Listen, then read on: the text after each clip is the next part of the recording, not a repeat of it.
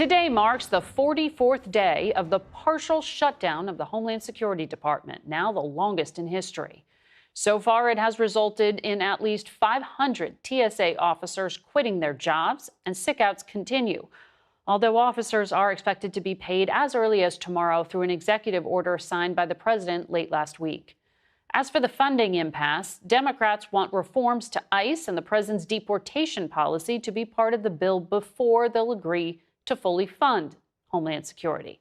Republicans are resisting that, and the standoff is likely to continue while Congress is gone for the next 2 weeks. We begin with White House border czar Tom Homan, who was tasked by the president to help oversee ICE efforts following the killings of Renee Good and Alex Preddy earlier this year out in Minneapolis. Good morning to you, sir. Good morning. So Congress is gone until mid-April. Will the president compel them to come back and sort this out? Well, look, I hope so. I mean, they got to fund the Department of Homeland Security. Again, we're talking about the Department of Homeland Security, and we're in an increased threat posture right now because what's going on in the world. We got to keep this country safe, which means we got to fund the members of the Coast Guard and CISA and Secret Service and all these other agencies within the Department of Homeland Security. I know the president found a way to pay TSA workers so we can get the American public through those lines, and he also came up with the idea of sending ICE agents to the airport, which has had an impact. So we just need to get the department funded. They want to talk about, immigration policies. We can talk about that, but why do you got to hold the rest of DHS hostage to do that? Let's sit down and talk. I've been talking to him for the last 2 weeks.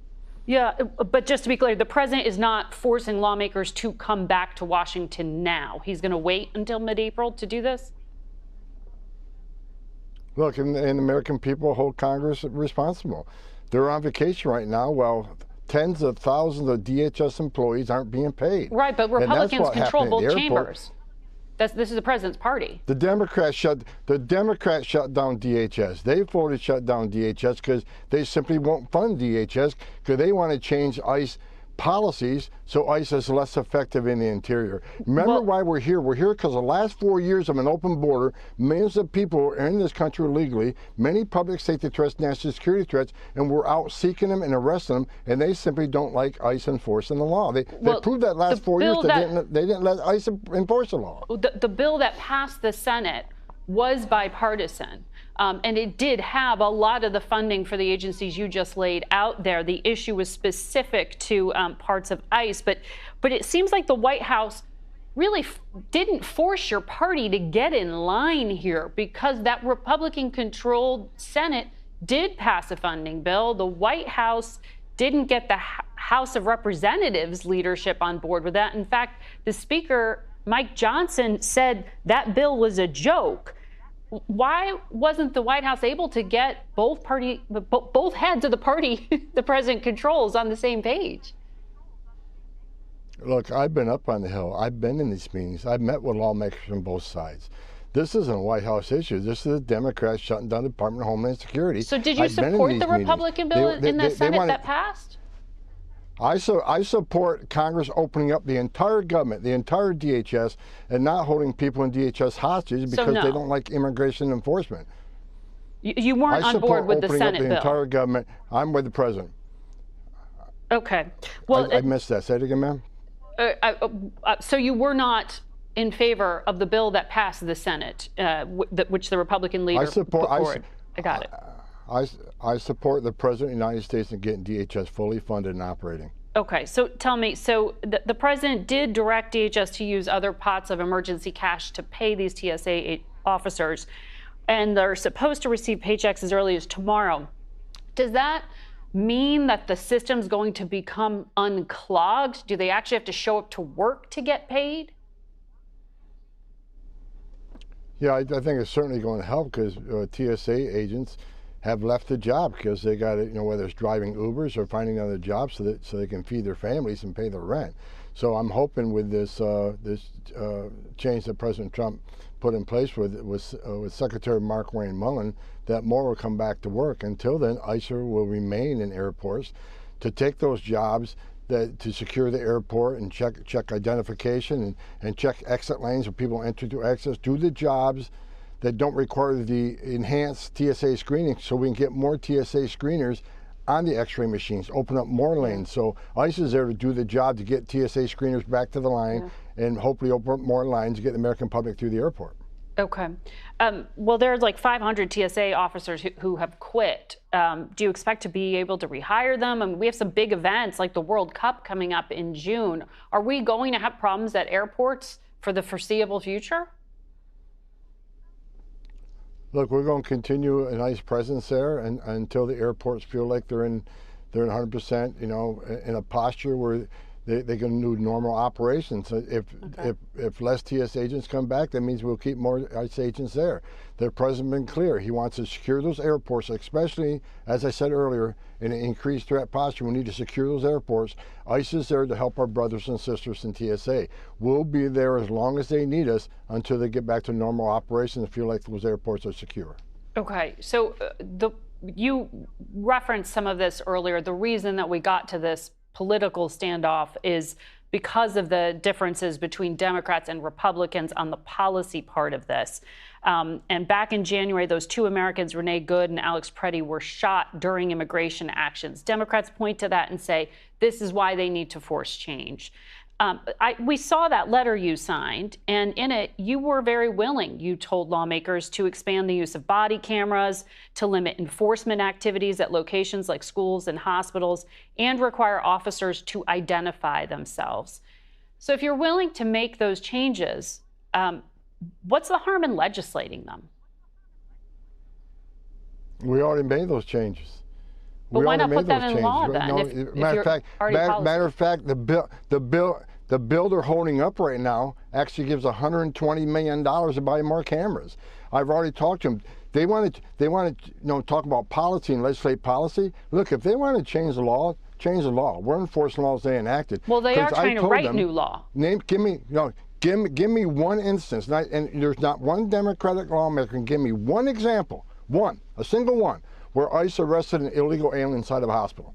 When have we ever arrested an illegal alien inside of a church? The only one that violated the sanctuary of a church was Don Lemon and that group.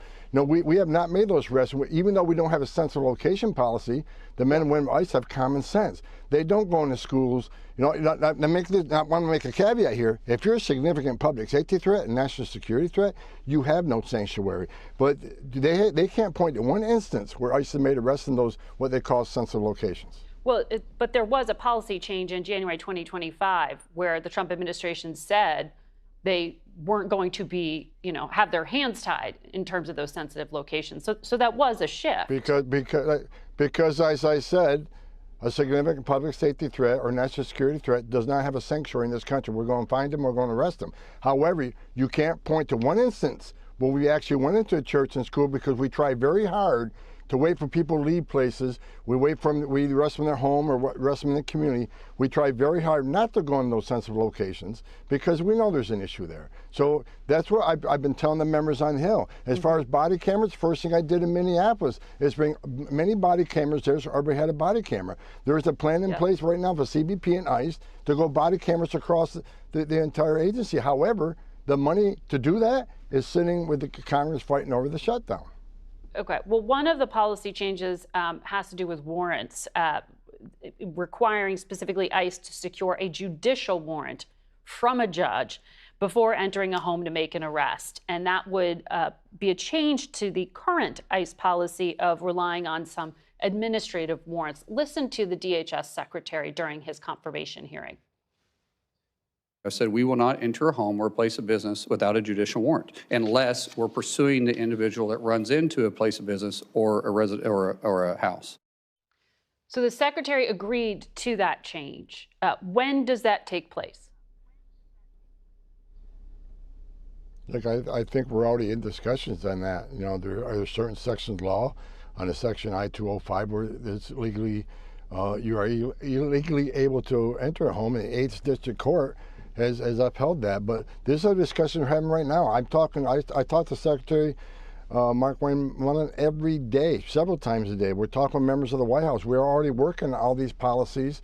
Not really policy and how it's about execution. Again, the laws are the laws. If they don't like the law to allow us entry in the home, then change the law. But it's also they want arrest warrants to just arrest an illegal alien. There's nothing in federal law says that. Matter of fact, the law that Congress wrote says you can arrest an illegal alien with an administrative warrant. That's what the federal statute says. Again, but they want judicial warrants just to arrest an illegal alien.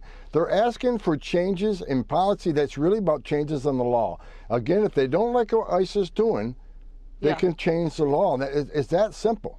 Well, I appreciate your argument about changing the law. There are many who would like to, but there's also the question of interpretation of existing law.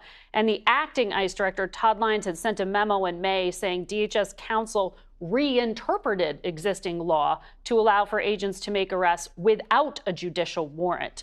When we heard the new secretary say they won't enter without a judicial warrant, was Secretary Mulling stating the current policy?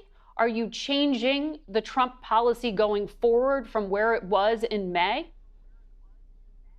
I'm not going to speak for Secretary Mullen, but I think it was clear. He's looking at, he wasn't the secretary who made that statement. I think he's looking forward. But one of the first things I did, I've asked for a full legal review on that reinterpretation. I want to know exactly what I'm not a lawyer, but I've asked DOJ to do a full review on that, and we'll see where it comes. But I think Secretary Mullen meant what he said. I think he's looking for the future. Well, we'll see where they land. Mr. Homan, thank you very much for your time this morning.